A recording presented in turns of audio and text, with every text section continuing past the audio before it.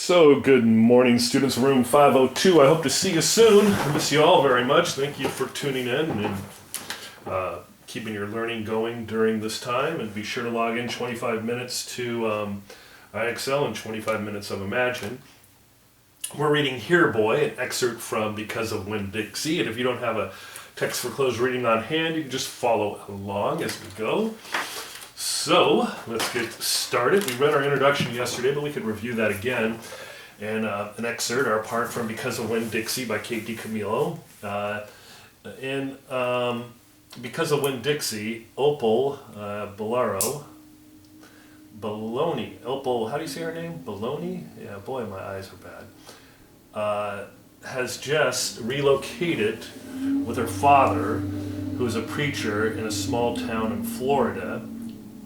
In the following passage from chapter 1, Opal goes to the supermarket to buy macaroni and cheese, but she returns home with much more. From that day on, her life begins to change in important ways as she learns about the value of friendship and community, compassion and forgiveness. Okay, so let's read paragraph 1. And we're looking for some key events that will help us understand this reading. So it says, at first, I didn't see a dog. There was just a lot of vegetables rolling around on the floor. Tomatoes and onions and green peppers. And there was what seemed like a whole army of Winn-Dixie employees running around waving their arms just the same way the store manager was waving his. So we can see from here that Winn-Dixie, and we're not familiar with Winn-Dixie, I guess they're big back east. Winn-Dixie, we'll underline that as a supermarket.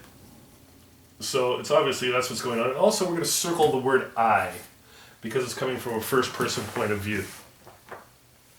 Okay, let's read number 2. Oh, actually, let's go ahead and star this part too, because we see the employees running around waving their arms just like the manager is doing. Paragraph 2. And then the dog came running around the corner. He was a big dog and ugly, and he looked like he was having a really good time. His tongue was hanging out and he was wagging his tail. He skidded to a stop and smiled right at me. I had never before in my life seen a dog smile, but that is what he did. He pulled back his lips and showed me all his teeth. Then he wagged his tail so hard that he knocked some oranges off a display and they went rolling everywhere, mixing in with the tomatoes and onions and green peppers. So here we find out that Winn-Dixie is a dog. So I'm going to star that word dog right there, okay? The manager screamed, "Somebody get that dog!" The dog went running over to the manager, wagging his tail and smiling. He stood up on his hind legs. You could tell all he wanted to do was get face to face with the manager and thank him for the good time he was having in the produce department. But somehow he ended up knocking the manager over, and the manager must have been having a bad day because lying there on the floor right in front of everybody, he started to cry. The dog leaned over him, really concerned, and licked his face. And I'm going to kind of star this area right here about the manager crying because he's so upset about this dog. "Please," said the manager, "somebody call the police, the pound." And let's star that too. Then our main character, Opal, says, "Wait a minute," I hollered, "that's my dog. Don't call the pound." We're going to star that as well as a key event. All the Winn-Dixie employees turned around and looked at me, and I know I had done something big and maybe stupid too, but I couldn't help it. I couldn't let that dog go to the pound. "Here, boy," I said.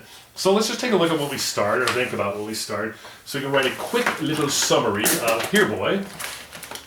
And we'll say, right here in this column, at the Winn-Dixie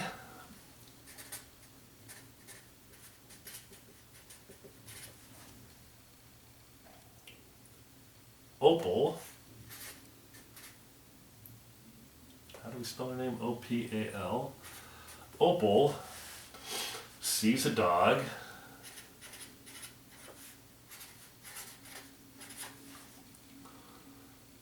running wild,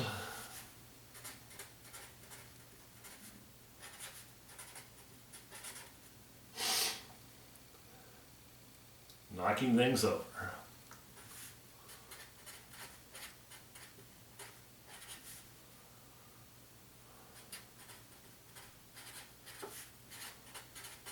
So, at the Winn-Dixie, Opal sees a dog running wild, knocking things over. When the manager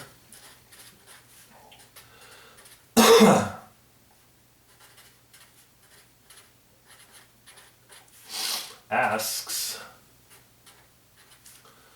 someone to call the pound,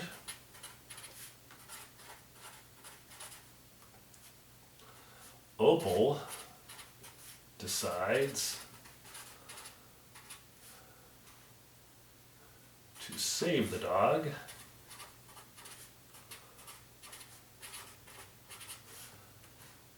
by claiming the dog as hers.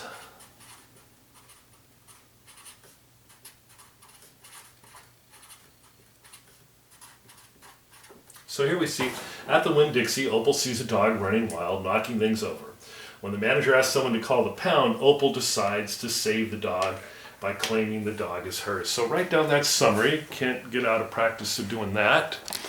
And that's our language arts lesson for the day. Once again, make sure you get your IXL 25 minutes and Imagine Learning 25 minutes. Hope to see you soon. Bye.